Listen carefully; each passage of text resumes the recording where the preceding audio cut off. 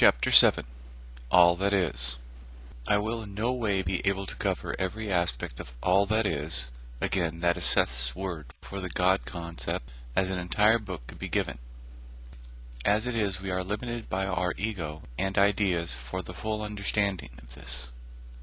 But what we can touch upon are some of the things we can comprehend within this physical existence. First, we may think of all that is as the metaphysical source of all things. To start off, we will look at a small but relevant section of what Seth says about all that is. Seth Speaks, Session 587. Quote, "All of this material now given must be considered along with the fact that beneath these developments there are the eternal aspects and creative characteristics of a force that is both undeniable and intimate. All that is, in other words, represents the reality from which all of us spring. All that is, by its nature, transcends all dimensions of activity, consciousness, or reality, while being part of each." End quote. Most of what was said is quite self-explanatory. There are some points I will expound on. The first one, most predominant in connection with all that is the word creative. This then seems to be one of the main emphases of existence itself. I will digress a little here to show some contrast between this concept and the biblical idea of God.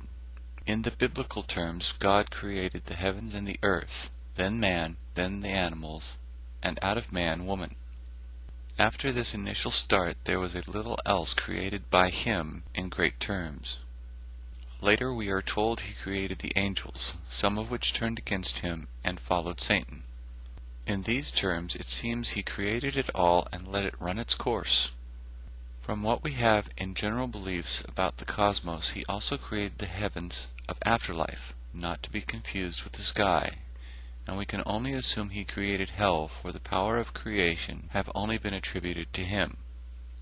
If you ask most people who have studied the Bible the question, quote, "Why did God create everything?" the closest answer would be, quote, "To fellowship with man." If this is the case, why has He not done so? The quickest answer is man has sinned, this being the partaking of the fruit of the tree of knowledge of good and evil. I seem to miss the point unless it was in His plan the way it is, and of course the Bible says that too. That being said, about all that is, and how this being existed without the form to express itself, to know itself. Physical reality is a creation to provide a reality of form, the clay, so to speak. All that is formed from itself everything else. In our terms, we would say split it into parts, but is also within them. This entire endeavor is for experience, and that being fulfilled by creation. This is a rough surface model that we can get a grasp on at our human level of understanding.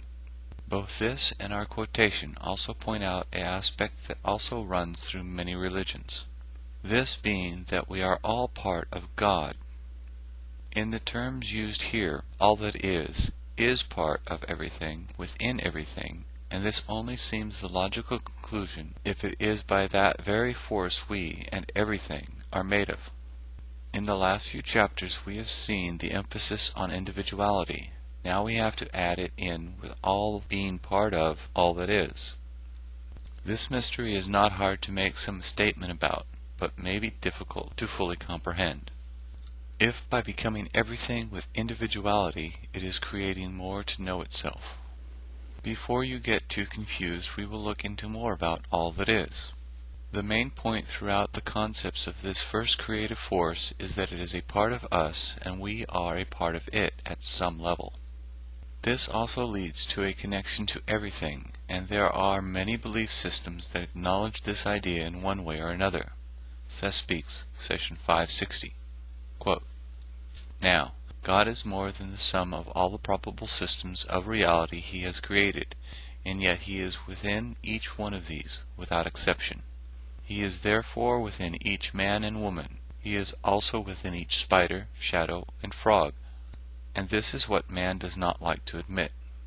God can only be experienced, and you experience Him whether or not you realize it through your own existence. He is not male or female, however, and I use the term only for convenience sake. In the most inescapable truth, he is not human in your terms at all, nor in your terms is he a personality. Your ideas of personality are too limited to contain the multitudinous facets of his multidimensional existence. On the other hand, he is human, in that he is a portion of each individual, and within the vastness of his experience he holds an idea shape of himself as human, to which you can relate. He literally was made flesh to dwell among you, for he forms the flesh that he is responsible for the energy that gives vitality and validity to your private multidimensional selves, which in turn form your image in accordance with your own ideas. This private multidimensional self, or the soul, has then an eternal validity. It is upheld, supported, maintained by the energy, the inconceivable vitality of all that is." End quote.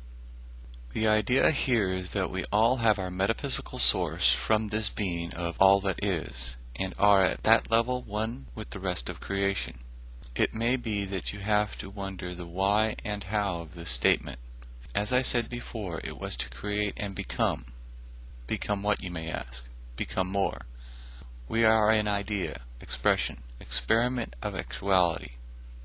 We are also eternal in ourselves, not to be lost in this one great being, sucked in and absorbed. There is no need for that, as the being is already experiencing all of existence.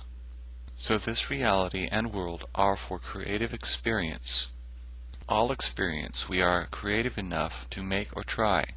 This includes all things, good or bad, in our terms, and we decide what to do with our own world in that endeavor, for we are its creators as well. The gist of what we have seen in metaphysics should show you our ability and means in this endeavor. We are also doing it within the giant web of all other consciousnesses within this reality. As Seth said, we all play a game where we pretend not to know, to focus in this reality for the purpose of existence in this reality and within the rules that apply to this reality.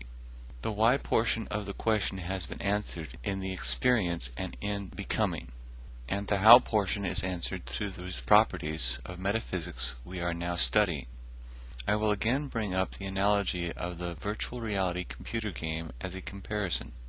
Why did we create such a virtual reality and use it in the first place? I would say we created it because we can. It's in our nature to think and create, part of what we are. Now, to make this virtual reality, we needed the clay, the computer and software combination to set up the illusion of this virtual world. Why do we use them? This answer is as wide as all of the things we can do in this life, in a sense. The computer has been used for everything we can imagine, and by our nature, again, what we imagine, we try and make real, create. If you think of the first application of virtual reality, it was by NASA for remote control of robotic systems. Then came to the public market, and what people want will sell. From flight simulators to walk-through dungeons. We play them to have fun. In them we learn how to manipulate and become better. We usually have a goal or an ending where we win, most of the time after losing a few times. All of this to have fun, excitement, a challenge, or even to pass the time. So the final answer to all this is, quote, we get bored. We cannot really just decide to do nothing for a very long time before we get bored and are literally driven to do something. In this we could go much deeper, but if you can see that being what we are, we must do something. In this we can see the driving force behind creation. What about just watching TV or reading a book? Here is where we enjoy creation and focus within it.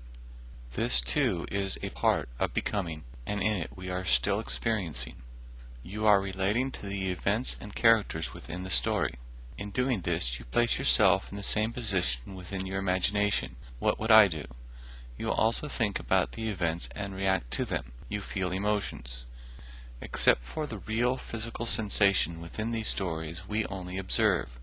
You can see how much experience we do have within them at some level.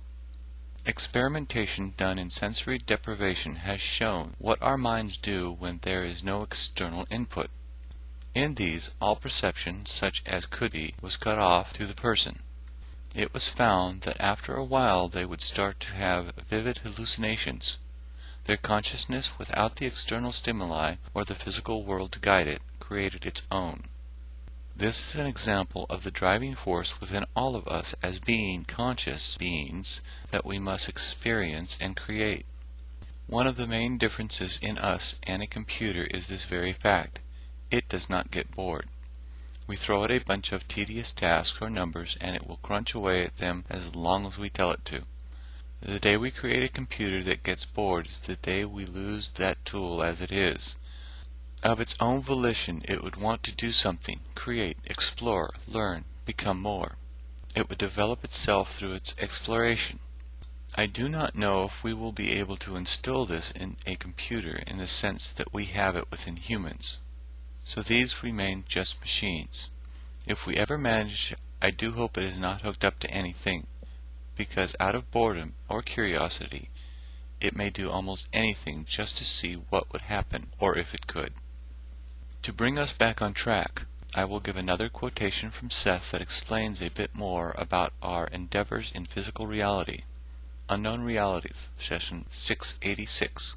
Quote, "The race was dealing with the creation of a new world of physical experience.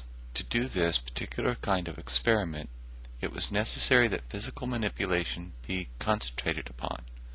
Ghost images from the future were one thing, inspiring mankind. Had such data instantly appeared before him, however, man would have been deprived of the physical joys, endeavors, and challenges that would be basic to the experiment itself." End quote. There is more to all of this and hints throughout the Seth books. What it comes down to is we are in physical reality to experience it, exist in it, explore it all in the process of becoming.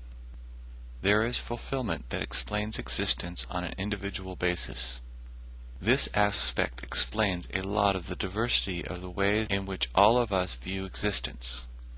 If you do not want to believe in psychic powers because you feel that that belief will interfere with the way you want to view reality and the concentration of your focus within it, then you will pretend it away and not see it. The same goes for every other type of belief that sets boundaries around us. But this is the nature of what we are experimenting with in this purely physical focus and what the ego is for. To play the game, we agree with the rules, and one of these is the type of ego focus we use within it. Everyone is playing out the part that they want for this endeavor. This is our diversity and adds to the overall creativity we are embarked upon. We can, however, become aware of this bigger picture and to add even more depth to existence now. Those who wish to find these deeper depths will by looking and being open to them. Many are ready for this expansion, and as a whole we will be entering our new age. For the ending of this chapter, I will give what Seth says about the creation of our universe as it relates to what we have seen so far and to all that is. Nature of Personal Reality, Session 796.